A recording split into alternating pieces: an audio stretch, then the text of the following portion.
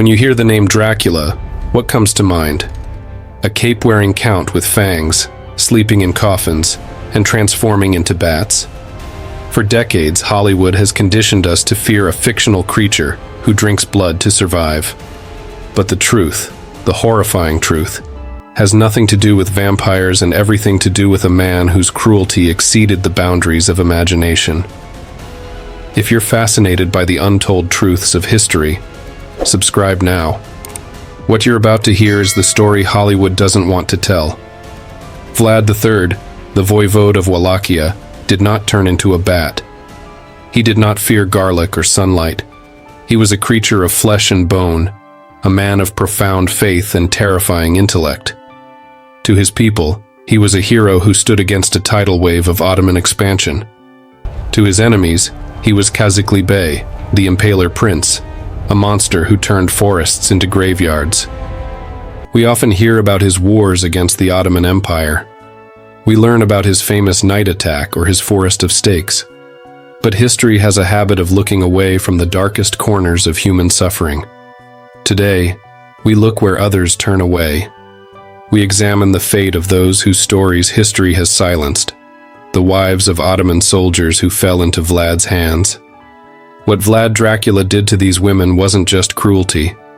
It was a message written in human misery, designed to break the spirit of the greatest military power on earth. This is the story of how one man turned the sanctity of marriage into a weapon of war, and why even Sultan Mehmed II, the conqueror of Constantinople, reportedly covered his eyes in horror. To understand this monster, we must first look at the boy. Cruelty is rarely born. It is made.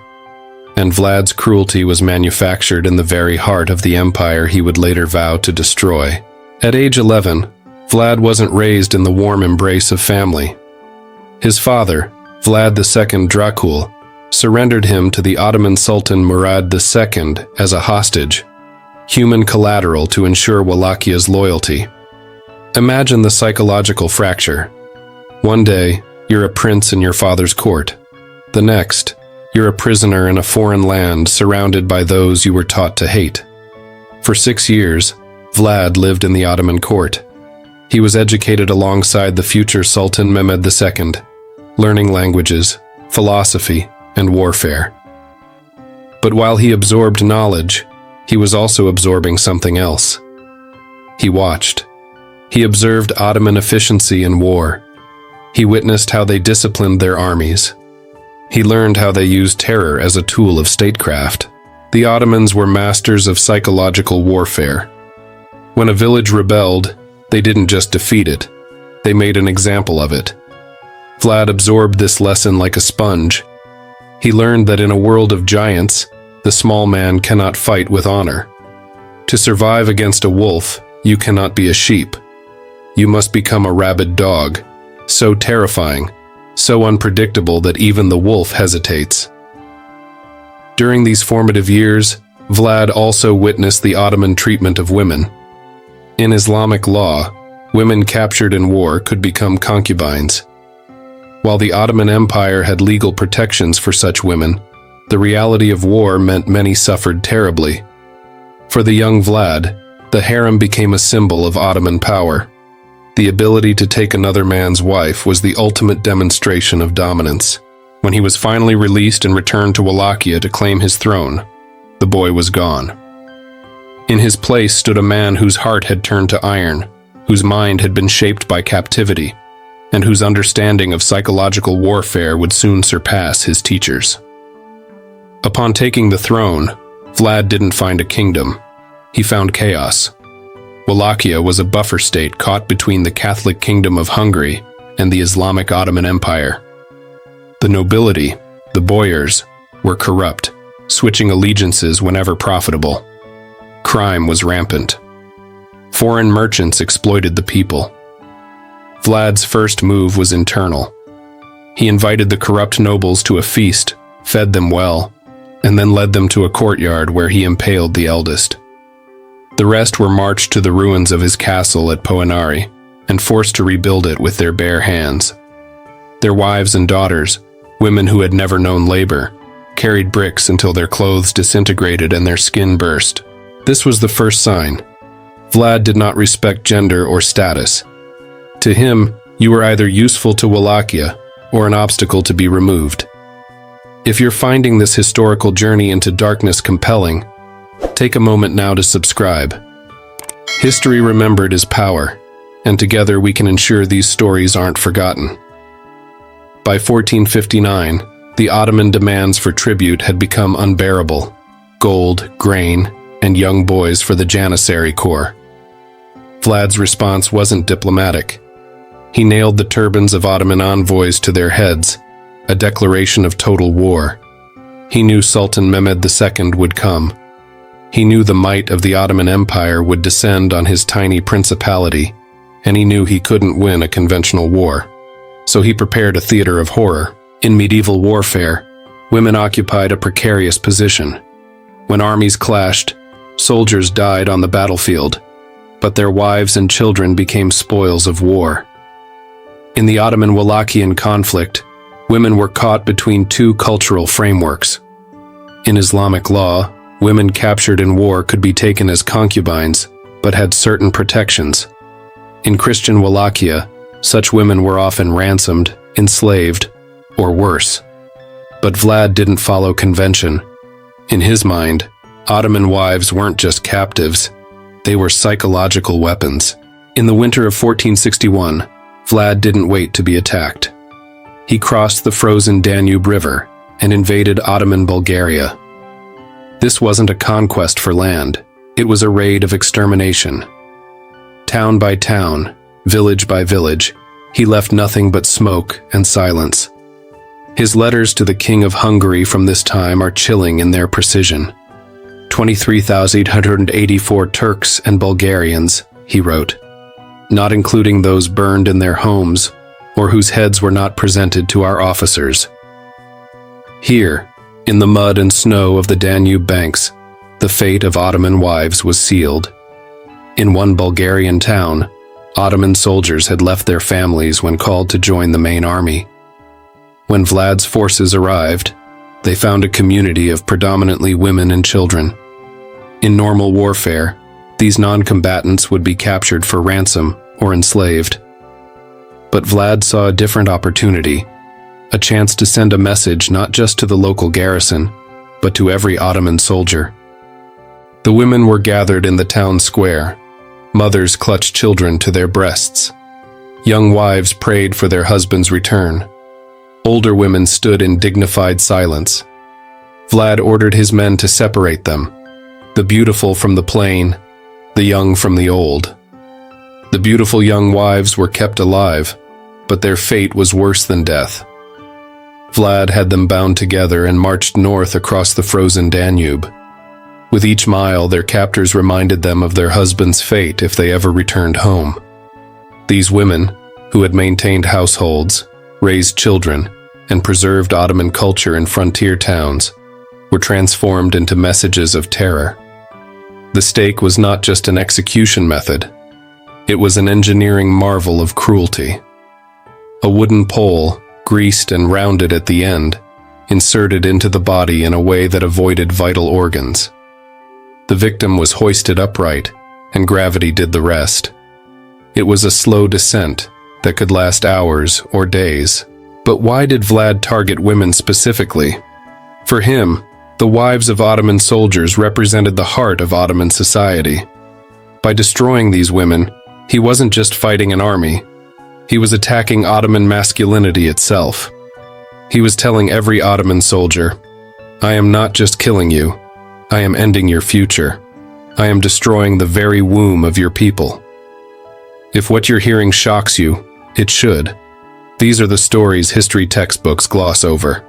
Subscribe now to ensure you never miss the untold truths behind the legends. Reports from the time describe scenes that defy belief. In one instance, after capturing the harem of a local Ottoman official, Vlad didn't sell the women or take them for himself. He ordered them impaled in patterns before the city walls, geometric designs of suffering. He created a forest of dying bodies, arranged with the eye of an artist creating a macabre installation. Imagine being an Ottoman scout riding ahead of the main army. You expect to find enemy soldiers. Instead, you find a silent village where the only movement comes from the wind blowing through the hair of the dead. You see women, their long dresses fluttering, suspended in the air. You see the brutality visited upon them. Mothers with their infants sometimes pinned to their chests with the same piece of wood. This was a psychological nuclear bomb. It terrified the Ottomans. They were accustomed to death and war, but they were not prepared for this systematic destruction of everything they held sacred. This was the work of a demon. In spring 1462, Sultan Mehmed II, the conqueror of Constantinople, gathered a Leviathan army. Estimates range from 60,000 to 100,000 men. They had cannons that could shatter city walls and elite janissaries trained from childhood. They marched north to crush the insolent Vlad. Mehmed expected a traditional war, castle sieges or pitched battles. But Vlad was a ghost. The Ottoman army marched into Wallachia and found nothing. The fields were burned, the wells were poisoned, the livestock slaughtered. It was a wasteland. As the massive Ottoman army advanced deeper into Wallachia, hunger and thirst weakened their resolve. Guerrilla attacks picked off stragglers. With each mile they marched, fear grew because they had heard the rumors about what happened to their wives and daughters on the frontier. June 17, 1462. The Ottoman vanguard pushed through a dense forest outside Targovishte, Vlad's capital. As they emerged into a clearing, the army stopped in its tracks. Historical sources, Greek, Ottoman, and Italian, all struggle to find words for what Mehmed II saw that day. It became known as the Forest of the Impaled, a valley stretching for miles, populated by 20,000 bodies. This wasn't a chaotic pile of corpses. It was organized, hierarchical. High-ranking Ottoman officers were on taller stakes, elevated above the rest. But what broke the Ottoman spirit wasn't just the scale, it was the intentional arrangement of families. Ottoman wives were placed alongside their husbands. The wives of prominent officers were positioned so that they would be the first seen by the advancing army. The sheer scale meant Vlad had spent weeks preparing this tableau of death. The wind carried the smell. The sound of carrion birds, crows and vultures, darkened the sky. The silence of 20,000 dead people was louder than any cannon. For the Ottoman soldiers, many with wives and daughters back in Anatolia, seeing female captives displayed this way broke something fundamental in their warrior code. It violated the sanctity of the harem, the privacy of the home. It took the private sphere of women and exposed it to the most public, humiliating death possible. Sultan Mehmed II was not a soft man. He had walked through the blood of Constantinople. He had ordered the execution of his brothers to secure his throne. He was a man of iron. But chroniclers tell us that when he sat on his horse and looked out over the forest of the Impaled, he physically recoiled. He covered his face. One chronicler records his words, "How can we dispossess him of his lands? A man who is not afraid to do this, a man who can do such things to his own subjects and to ours. Such a man is worth more than a kingdom." It was a strange mix of horror and twisted admiration. Mehmed realized he was fighting a man without limits, a man willing to turn his own country into a graveyard just to prove a point. The Sultan, sickened by the stench and the sight of rotting women and children, ordered his army to retreat. He couldn't stomach the thought of what would happen if they continued this war. Think about that. The greatest army in the world, defeated not by strategy, not by superior force, but by a tableau of sheer horror. As we delve deeper into these historical horrors, I ask you to subscribe, not just for content, but to be part of a community that faces difficult truths about our past. We must pause here to consider individual stories. History often paints in broad strokes, but the tragedy is in the details. Consider the story of Fatima, wife of an Ottoman cavalry officer. According to Romanian folk accounts, She was captured during Vlad's Danube campaign. When Vlad learned her husband was a high-ranking officer, he didn't kill her immediately. He sent a message to the officer: "Return with your regiment to face me in battle, or your wife faces the stake." The officer, torn between duty and love, chose duty. He remained with the main Ottoman army. When news reached Vlad, he didn't just execute Fatima. He had her impaled on the tallest stake, positioned on a hill visible for miles. Then he sent a second message to the officer: "Your loyalty to your sultan is admirable. Now look upon the reward for your service." Then there's the account of Layla and Aisha, sisters married to Ottoman merchants in a Bulgarian border town. When Vlad's forces arrived, the merchants were away on business. The sisters were taken captive along with their infant children. According to a Greek chronicler, Vlad ordered a particular cruelty. The mothers were impaled through the chest, while their babies were impaled through their heads, and positioned so that in their death throes, the mothers appeared to be cradling their children. This arrangement wasn't random. It was designed to be found by the returning merchants, a message that their family lines had been extinguished, their bloodlines ended. Not all Ottoman wives died immediately. Some were kept alive for specific purposes. In one account, Vlad captured several wives of Janissary officers. He selected the most beautiful and educated among them, and forced them to sew uniforms for his army. Each uniform they completed earned them one more day of life. Any flaw in stitching meant immediate execution. They worked under the shadow of stakes visible through the workshop windows, knowing their former lives were gone forever. Then there is the darker story of psychological torture. Vlad understood that physical pain had limits, but mental anguish could break even the strongest spirit. In one Bulgarian town, he captured several pregnant wives of Ottoman soldiers. He separated them from the other captives and treated them well, providing good food, clean quarters, and even midwives. The women, confused by this kindness, began to hope. Perhaps they would be ransomed, perhaps used as political bargaining chips. Their hopes were crushed when the first of them went into labor. After the child was born, Vlad had both mother and infant brought to a special stake, wider than normal, designed for 2 bodies. The message was clear to the remaining pregnant women. Their purpose was to deliver Ottoman children into the world, only for Vlad to destroy both generations simultaneously. The psychological impact of Vlad's treatment of Ottoman wives extended far beyond the immediate horror. It created a crisis in Ottoman military morale. Soldiers who had been fearless in battle against conventional enemies now hesitated when ordered to Wallachia. They feared not death in battle, which brought honor, but the fate of their families should they fail. This fear spread through the Ottoman ranks like a disease. Desertion rates increased. Some soldiers deliberately wounded themselves to avoid service on the Wallachian front. Others paid bribes to be assigned elsewhere. The Ottoman military machine, the most efficient in the world at that time, began to show cracks when facing Vlad. Sultan Mehmed II recognized the danger.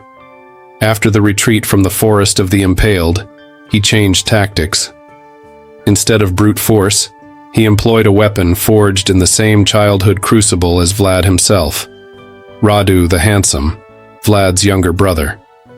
Radu was everything Vlad was not: charming, diplomatic, and willing to compromise. The Sultan gave him an army and sent him into Wallachia with a simple message to the people: "I do not bring stakes, I bring peace." For the Ottoman wives still in captivity, the changing political winds brought no relief. As Radu gained support among the Wallachian boyars, Vlad became increasingly desperate. He used his remaining captives as pawns in a losing game. Some were executed as Vlad retreated from territory to territory. Others were forced to march with his diminishing army, human shields against Ottoman attacks. By autumn 1462, Vlad was alone. His army had melted away. The nobles had betrayed him. He retreated to his mountain fortress, Poenari Castle, the very castle built by the enslaved wives of boyars years earlier. It is a twist of fate that the walls raised by enslaved women became the tyrant's last refuge. Local legends tell that Vlad's own wife, Anastasia in some sources, or Justina in others, was in the castle with him during the siege. She saw the fires of the Ottoman army in the valley below. She knew Radu was leading the Janissaries, but she also knew there would be no mercy for the wife of Vlad Dracula. The legend states she said, "I would rather my body be eaten by the fish of the Argesh than become a captive of the Turks." She threw herself from the tower into the river below. The spot is still called Raoul Doamne, the Princess's River. Even in his fall, Vlad brought death to the woman closest to him. Before we conclude this dark journey through history, please subscribe to continue exploring the untold stories that shaped our world. Chapter 8. Remembering the Forgotten. Vlad Dracula died in 1476. He was killed in battle, possibly by his own men who were tired of his reign of terror. His head was cut off, preserved in honey, and sent to Constantinople to Sultan Mehmed II, who finally had his trophy. The head was displayed on a stake in Istanbul. The circle was complete. He who lived by the stake died on the stake. But what remained after him? The fields of Wallachia remained, soaked in blood. The fear remained, etched into the genetic memory of the region. For the wives of Ottoman soldiers, Vlad's reign was a time when darkness became tangible. We must remember that the forest near Targovishte was not made of nameless mannequins. They were Fatima, Aisha, Maria, Elena, mothers who covered their children's eyes as they were hoisted into the air, daughters who prayed for quick deaths but received long agonies. Today, Bran Castle attracts millions of tourists. They buy plastic fangs and vampire masks. They laugh and look for Count Dracula from the movies. But the real Dracula was scarier than any vampire. A vampire from myths kills to survive. Vlad killed to send a message. And the loudest lines in that message were written with the bodies of women. He used them because he knew there is nothing more sacred to a society than the lives of mothers and wives. By breaking this taboo, he became a monster in the eyes of his enemies, a creature with whom one could not negotiate. When you look at the beautiful Carpathian Mountains, do not remember the Hollywood fairy tale. Remember the silence of the forest where birds do not sing. Remember the women who became pawns in a game between two empires. Their stories were written in blood, and we are obligated to read them without looking away. Because history that is forgotten has a habit of repeating itself. The tactics Vlad pioneered, using women as psychological weapons, attacking the family structure of enemies, creating spectacles of cruelty, have been employed by tyrants throughout history. From the Mongol hordes to modern terrorist organizations, those who wish to break a people's spirit often target the most vulnerable, particularly women. The story of what Vlad did to Ottoman wives reminds us that civilization is a fragile thing. The veneer that separates us from barbarism is thin. It reminds us that when we dehumanize our enemies, we open the door to our own inhumanity. Perhaps the most important lesson from this dark chapter is not about Vlad himself, but about how easily humans can justify cruelty in the name of a cause. Vlad believed he was protecting Christianity. The Ottomans believed they were expanding the realm of Islam. Between these competing ideologies, thousands of innocent women paid the price. As you leave this story behind, carry with you not just the horror, but the responsibility to remember. The wives of Ottoman soldiers had names, they had dreams, they had lives that mattered. In remembering them, we honor all victims of war whose stories history has silenced. If you want to know more on the unspeakable cruelty Vlad the Impaler inflicted, watch our next video, Vlad the Impaler's most brutal torture methods that went too far, where we explore in graphic detail the depths of his torment. It's a chilling examination of the man behind the legend, a figure who reshaped history through unimaginable horrors. And perhaps in that remembrance, we find the strength to ensure such horrors remain firmly in our past, never to be repeated in our future.